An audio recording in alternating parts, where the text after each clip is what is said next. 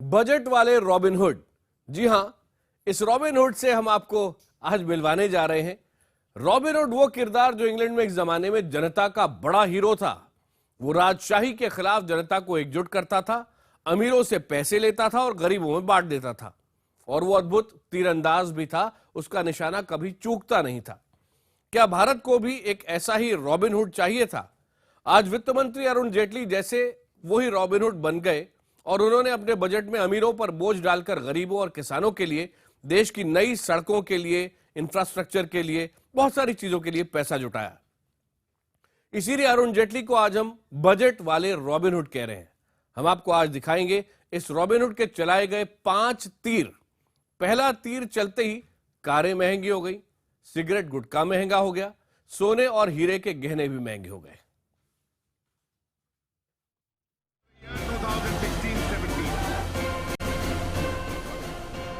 सुनो सुनो सुनो, 125 करोड़ लोगों के मुल्क की सालाना किस्मत खुलने वाली है। लॉटरी लगेगी या नया ग्रहण लगेगा। 125 करोड़ लोगों का मुल्क बजट के इंतजार में टकटकी लगाया था। 63 साल के वित्त मंत्री के ब्रीफ केस में क्या है? टैक्स बढ़ेगा या छूटेगा? कॉर्पोरेट या खेत खलियान या दोनों का अभूतपूर्व संगम? सुबह 11 बजे बजट की शुरुआत विपक्ष के हंगामे से होती है और फिर तो वो हो गया जो शायद पहले कभी नहीं हुआ। वित्त मंत्री अरुण जेटली ने जैसे रॉबिन हुड का चोला पहन लिया। वो रॉबिन हुड जो इंग्लैंड में निरंकुश राजशाही के खिलाफ जनता का लोकप्रिय हीरो था, जिसका हर तीर निशाने पर लगता, जो अमीरों से पैसे छीनकर गरीबों में बांट देता। आज के रॉबिन हुड ने भी अमीरों मालदारों का बोझ बढ़ाकर गरीबों का बोझ कुछ हल्का किया, किसानों को राहत दी, स्वास्थ्य दिया और देश को नई चमचमाती सड़कें। इधर का बोझ उधर, जोखिम उठाया, कार चलाने वालों पर पहली चपत लगी। डीजल और पेट्रोल से चलने वाली कारें महंगी हुई। पेट्रोल, एलपीजी और सीएनजी की छोटी कारों पर 1% इंफ्रास्ट्रक्चर सेस लग गया, जबकि डीजल कारों पर यह सेस 2.5% लगा। वहीं महंगी डीजल कारों और एसयूवी पर 4% सेस लगा दिया गया, यानी हर तरह की कारें महंगी हो गई। इतना ही नहीं, सिगरेट, सिगार, गुटखा भी महंगा, कोयला भी महंगा कर दिया गया। मुमकिन है आने वाले दिनों में बिजली के दाम बढ़ जाएं। ब्रांडेड और रेडीमेड कपड़े महंगे हुए। गहनों के शौकीन अमीरों के लिए भी बुरी खबर आई, सोना, हीरा महंगा हो गया। इसके अलावा आज के रॉबिन हुड ने सभी कर योग्य सेवाओं पर 0.5% कृषि कल्याण सेस लगा दिया, यानी सर्विस टैक्स के दायरे में आने वाली सभी 100 से ज्यादा चीजों के दाम बढ़ जाएंगे।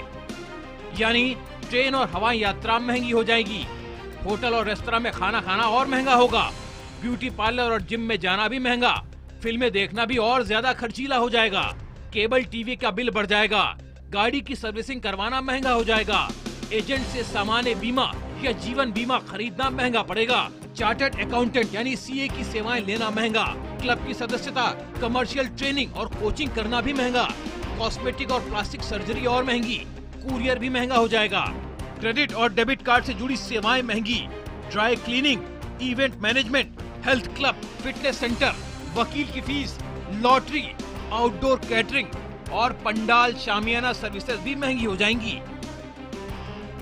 जाहिर है आज के रॉबिन हुड ने उन चीजों के दाम बढ़ाए जो पैसे वाले लोग ही ज्यादातर इस्तेमाल करते हैं। सरकार ने किसानों को लाभ देने और सड़कें बनाने के लिए यहाँ से पैसा उठाया। कुछ चीजों के दाम घटाए भी गए। जूते, चप्पल, सौर ऊर्जा से चलने वाले लैंप, हाइब्रिड इलेक्ट्रिक गाड़ियाँ, डायलिसिस में काम आने वाले उपकरण, internet router, modem, set top box, CCTV कैमरे और डिजिटल वीडियो रिकॉर्डर, 60 वर्ग मीटर से कम आकार के मकान, माइक्रोवेव ओवन और सैनिटरी पैड। और तो और कांग्रेस उपाध्यक्ष राहुल गांधी का भी यहाँ जिक्र आया। जेटली ने कहा कि राहुल ने सुझाव दिया था कि नेत्रहीनों के लिए ब्रेल पेपर सस्ता होना चाहिए, सो सरकार ने ये कर दिया। जाहिर है वो इस बजट को भविष्य की झांकी बता रहे थे। वहीं विपक्ष रटे रटाए अंदाज में इसे कॉर्पोरेट बजट कह रहा था। Special focus has been given to ensure adequate and timely flow of credit to the farmers against the target of 8.5 lakh crores in 2015-16. The target of agricultural credit in 16-17 will be an all-time high of rupees 9 lakh crores. दो 5% cess तो सबके पास ले रहे हैं और वही किसानों को देने की बात कर रहे हैं। लेकिन मैं उनको पूछता हूं कि 2 साल जब ड्रॉट गिरा है, हर जगह किसान परेशान है, तो उनका कर्ज माफ करने का उनका एक रिस्पॉन्सिबिलिटी थी, तो उन्होंने उसके बारे में कुछ नहीं किया। लेकिन जानकार तो इसे कॉरपोरेट बजट नहीं बल्कि खेत खलिहानों का बजट बता रहे हैं। कुछ जानकार तो इसे मोदी सरकार का समाजवादी चेहरा बता रहे हैं, किसानों का बजट कह रहे हैं और इसे सरकार के नारे चलो गांव की ओर से जोड़ रहे हैं। ये आज के रॉबिन हुड का बजट है। Bureau report, IBN 7। और अब बजट वाले रॉबिन हुड यानी वित्त मंत्री अरुण जेटली का दूसरा तीर। अमीरों से लो, गरीबों को दो, इसी फॉर्मूले पर चलते हुए उन्होंने बजट में मिडिल क्लास के एक तबके को राहत दी है। 5 लाख रुपए तक की आय पर छूट बढ़ा दी है और HRA पर भी सालाना छूट 60,000 रुपए कर दी है। वहीं अमीरों पर टैक्स बढ़ा दिया है। अब 1 करोड़ से ज्यादा की सालाना तनख्वाह वाले लोगों को ज्यादा सरचार्ज देना होगा, जबकि मोटा डिविडेंड पाने वालों को भी ज्यादा टैक्स चुकाना होगा। देखिए किस तरह इस रॉबिन हुड ने इधर से लिया और उधर दिया।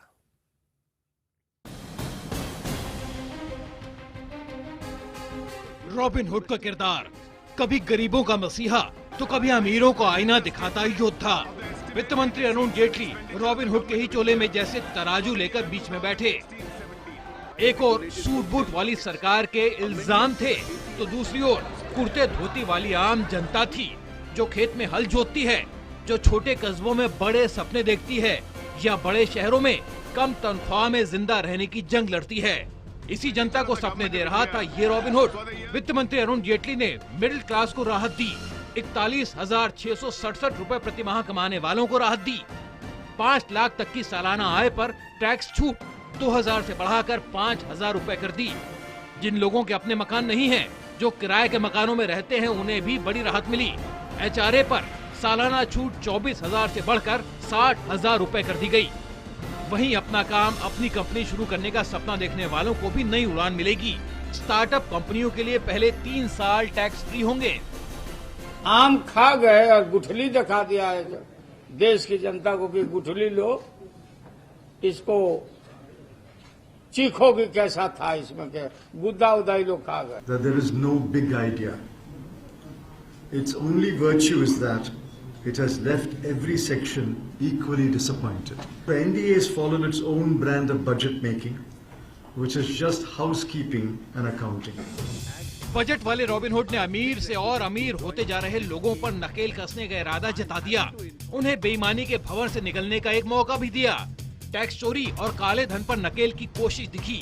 हर कोशिश का एक ही उद्देश्य, कृषि, इंफ्रास्ट्रक्चर और स्वास्थ्य क्षेत्र के लिए और पैसा जुटाना।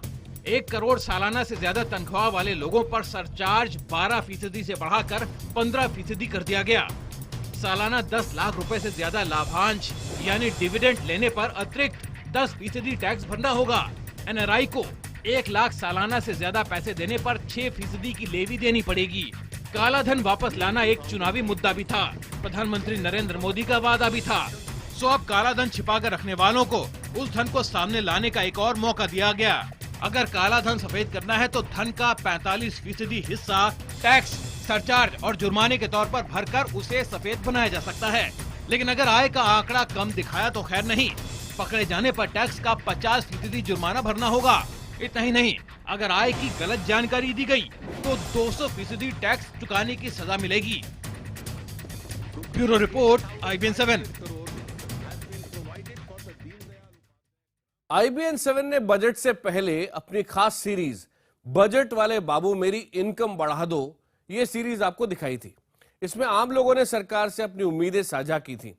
सरकार ने पहली बार मकान खरीदने का सपना देख रहे लोगों को राहत दी है। उन्हें मकान खरीदने के लिए लोन पर ब्याज में छूट ज्यादा मिलेगी। लेकिन अमीरों को इस छूट का फायदा नहीं मिलने वाला, क्योंकि अतिरिक्त छूट सिर्फ 50 लाख तक की कीमत वाले मकानों पर ही है। इतना ही नहीं, नए कर्मचारियों का PF कुछ साल तक सरकार भरेगी।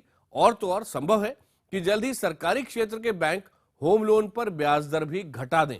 यानी बजट के अच्छे साइड इफेक्ट आगे आने वाले हैं।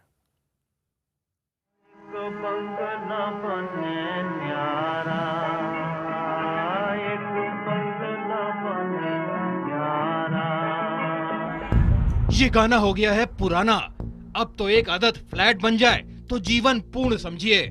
बजट वाले रॉबिनहुड ने एक अदद आशियाने का सपना भी दिखाया।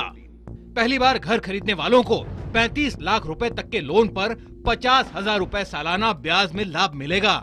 हालांकि इसके साथ शर्त ये है कि घर की कीमत 50 लाख रुपए से ज्यादा ना हो। इसके साथ ही सरकारी स्कीम या पब्लिक प्राइवेट पार्टनरशिप के तहत बनने वाले 60 वर्ग मीटर के घर पर सर्विस टैक्स में छूट मिलेगी। हालांकि महंगे मकानों के लिए किसी भी तरह की छूट का कोई ऐलान नहीं हुआ। order to fuel activity in the housing sector, I propose to give 100% deduction for profits to an undertaking from a housing projects for flats up to 30 square meters in the 4 metro cities and 60 square meters in other cities. प्रधानमंत्री आवास योजना और housing for all के लिए पूरे number दूंगा, बहुत अच्छा है और उसी को ही मेनली प्रमोट किया गया है। उसमें इनकम टैक्स एग्जम्पशन दिया है फॉर न्यू प्रोजेक्ट्स और सर्विस टैक्स एग्जम्पशन भी दिया है। वित्त मंत्री ने नई नौकरियां ज्वाइन करने वाले सरकारी कर्मचारियों को भी सौगात दी। नए कर्मचारियों के लिए पीएफ यानी प्रोविडेंट फंड का दायरा बढ़ाने का ऐलान किया। नई नौकरी ज्वाइन करने वाले सरकारी कर्मचारी के हिस्से का पीएफ 3 सालों तक सरकारी खजाने से जाएगा। साफ है, इस बजट में आने वाले विधानसभा चुनाव के वादे भी दिख रहे हैं। बजट का असर जल्द ही नजर भी आने लगा। खबर आई कि सबसे बड़ा सरकारी क्षेत्र का bank state bank of India home loan के लिए ब्याज दर घटा सकता है।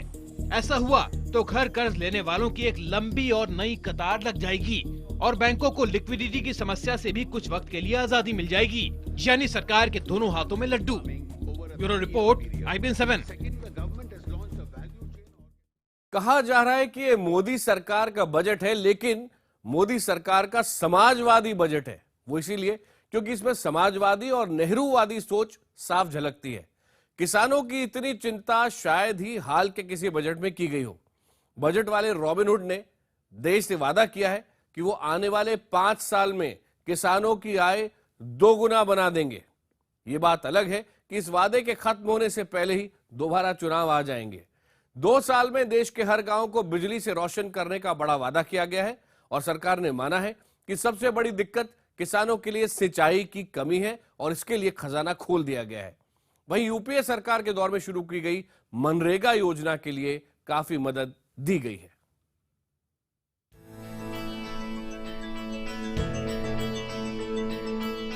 ये देश अपने गांव में बसता है। सालों पहले ट्रेन में भारत के दूर दराज के ग्रामीण इलाकों का भ्रमण करते हुए राष्ट्रपिता महात्मा गांधी ने ये लफ्ज कहे थे। तब से अब तक गांव के लोग भले ही शहरों की ओर मुड़ गए, लेकिन गांव वहीं रहे। उनकी अहमियत खत्म नहीं हुई क्योंकि ये गांव ही हिंदुस्तान का पेट भरते हैं। बजट के रॉबिनहुड ने जैसे गांव के अनगिनत द्वार खोल दिए। जी हां, हम वित्त मंत्री अरुण जेटली ही नहीं, प्रधानमंत्री नरेंद्र मोदी की बात भी कर रहे हैं। गांव, गरीब, किसान, महिलाएं और युवा, इस बजट का हमारा सबसे बड़ा फोकस है। इनके जीवन में क्वालिटेटिव चेंज लाने के लिए इसमें कई योजनाएं रखी गई हैं। यह बजट गरीबी से मुक्ति दिलाने के लिए समयबद्ध और व्यापक रूपरेखा प्रस्तुत करता है। हिंदुस्तान में इस वक्त 14 करोड़ 10 लाख हेक्टेयर इलाके में खेती होती है, जबकि सिंचाई का इंतजाम सिर्फ 6.5 करोड़ हेक्टेयर जमीन में है। ऐसे में जब सूखा पड़ता है तो किसान भी सूख जाते हैं। विशेषज्ञों का कहना है कि हालात बदलने के लिए इस बार का बजट जैसे खेतों में बनाया गया। अगले 5 सालों में किसानों की आय दोगुनी करने का लक्ष्य रखा गया है। 5,500 करोड़ रुपए की फसल बीमा योजना शुरू की गई। अगले 5 सालों में सिंचाई पर 86,500 करोड़ रुपए खर्च किए जाएंगे। सिंचाई योजना के लिए 20,000 करोड़ का नाबार्ड फंड बनाया जाएगा। अगले 1 साल में 23 सिंचाई परियोजनाएं पूरी की जाएंगी। किसानों के लिए 12 राज्यों में ई पोर्टल बनाए जाएंगे। मार्च 2017 तक देश के 14 करोड़ किसानों को सॉइल हेल्थ कार्ड बांटे जाएंगे। The Pradhan Mantri Krishi Sichai Yojana has been strengthened and implemented in mission mode. 28.5 lakh hectares will be brought under irrigation under this scheme. Implementation of 89 irrigation projects under AIBP, which has been languishing, will be fast-tracked. The government is committed budget के Robin Hood ने जैसे ग्रामीण विकास के लिए पैसा जुटाने के लिए धनाधन तीर चलाए। गाँव में रोजगार के नए साधन विकसित करने की कोशिश होगी ताकि गाँव से लोग शहरों की ओर न भागें। अगले 3 सालों में 5 लाख एकड़ जमीन पर ऑर्गेनिक खेती का लक्ष्य है। ऑर्गेनिक खेती के लिए अलग से 412 करोड़ रुपए दिए गए। दाल की कीमतें स्थिर रखने के लिए 900 करोड़ रुपए का फंड अलग। मनरेगा के लिए 38,500 करोड़ रुपए लौट। खेती के लिए कर्ज लेकर फंसे किसानों को राहत देगा 9 लाख करोड़ रुपए का एक फंड। वहीं ग्रामीण पंचायतों के लिए 2,87,000 करोड़ रुपए दिए गए। और तो और सबसे बड़ा और सबसे जानदार वादा ये था कि अगले 2 सालों में देश के हर गांव में बिजली पहुंच जाएगी। इसके लिए 8,500 करोड़ रुपए अलग से। 5,899 गांव तक विद्युतीकरण हो चुका है। 1/3 गांव हो चुके हैं। मुझे उम्मीद है और पूरा विश्वास है कि मार्च तक हम 7,000 का आंकड़ा पार कर लेंगे और अगले वर्ष के अंत तक, अगले 18 महीने में पूरे 18,452 गांव तक विद्युतीकरण पहुंच जाएगा।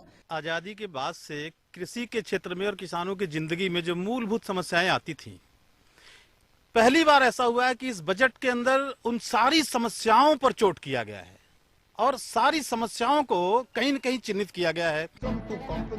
दिलचस्प बात यह है कि सरकार ने ये बजट आम आदमी से राय लेकर ही बनाया। वित्त मंत्रालय की वेबसाइट ने इसे बड़े दिलचस्प अंदाज में पेश किया है।